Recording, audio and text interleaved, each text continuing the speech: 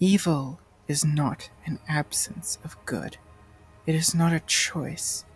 Evil is one of the two forces in the cosmos, an agency locked in an internal struggle against this antithesis. Only good and evil exist, and not even a hair's width of space separates them. Hello, lore nerds!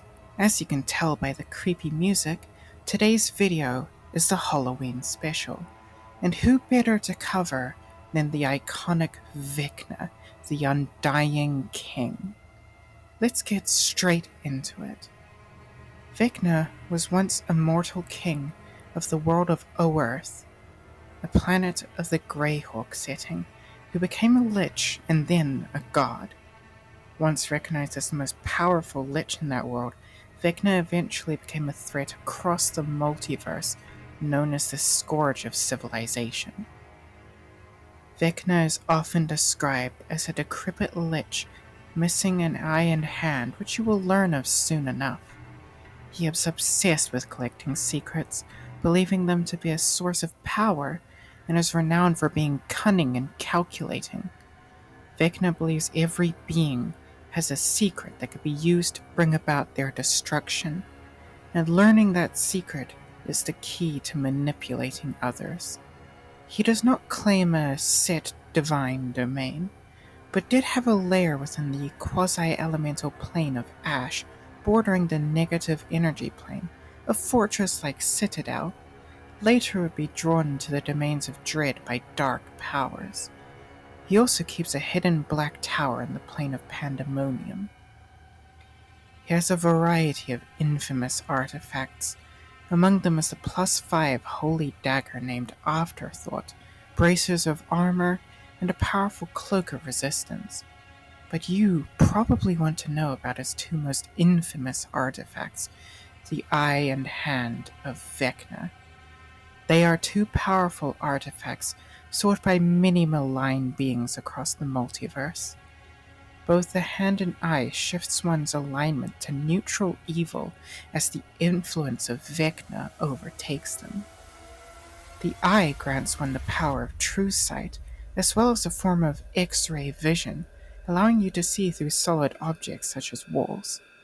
It can also cast various spells, including Clairvoyance, Crown of Madness, Disintegrate, Dominate Monster, and Eye Bite, ironically enough.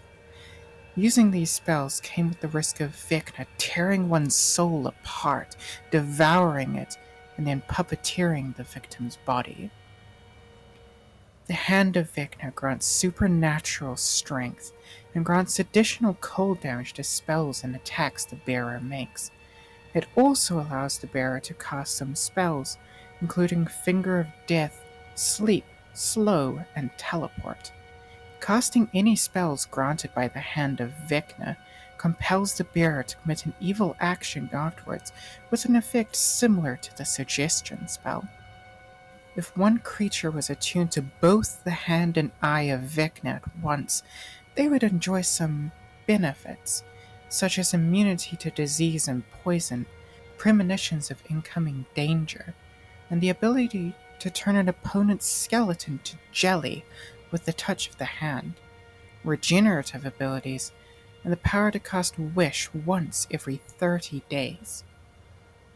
One of Vecna's primary goals is to overcome the Raven Queen, whom we covered in a previous video. He envies her ability to sap into souls and harvest knowledge, and wishes to overthrow her and rule the Shadowfell. Vecna often seeks to destroy other gods in order to gain more power for himself. He also frequently acts as an undying patron for warlocks, having once been a knowledge-hungry mortal himself. Vecna is suggested to be the original creator of the Book of Vile Darkness, a powerful evil artifact which has, over time, been added to by other malevolent entities. He has also written other dark books, such as Ordinary Necromancy and Vecna's Ineffable Veorium. Naturally, Vecna has made many spells as well, including Vecna's Conflagration and Vecna's Ultimate Abjuration. Vecna's ultimate abjuration is a spell so powerful it is said to be able to protect liches from the powers of the gods. But now let's get into the juicy bits, Vecna's history and origins. Like stated earlier, Vecna was once mortal. Some say he was a human wizard or a half-elf, or even a king of some kind. After becoming a powerful mage, Vecna became fearful and paranoid of his own mortality, seeking to overcome it. Some claims state that Vecna was taught the secrets of undeath by the demon lord Orcus, while others say that he experimented on hundreds of victims to figure out the right ritual and formula. Another states that he was taught these secrets by a being known as the Serpent, suggested to be the personification of magic itself. Either way, Vecna eventually succeeded, becoming one of the first liches. In an early battle, Vecna was nearly destroyed by clerics of the god Pelor, but was saved by his lieutenant Asivarak. In reality, Asivarak arranged the whole ambush as a means of gaining more trust with Vecna and access to secrets. Upon learning of this treachery, Vecna vowed to never let his esoteric knowledge be compromised again. Vecna's wide wealth of secrets and knowledge led him to becoming worshipped as a godlike figure, and one of the most devout servants was the paladin Kaz.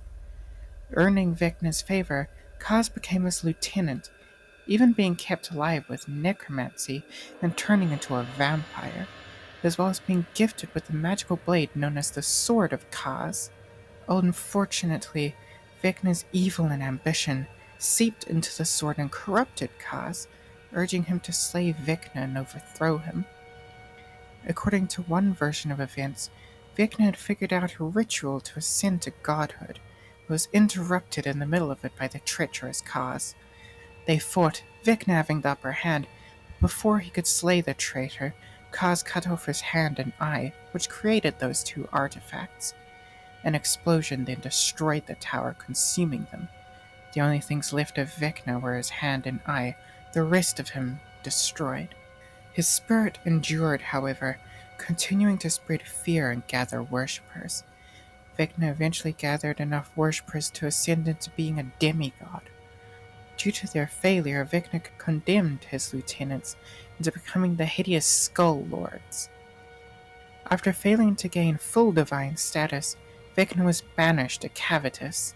This freed Kaz, who was also within Cavitus before that, who then became the lord of the realm Torag. Sometime later, Vecna attempted to become a full deity by absorbing the power of the god Luz, and then invading Sigil. Vecna successfully invaded the City of Doors, being the only deity to ever successfully do so, but was thwarted by adventurers and the Lady of Pain. His essence was separated from Luz, but he remained as a lesser deity, so his plan partially worked. At some point, Vecna came to possess one of the original black obelisks, made by the beings known as the Weavers.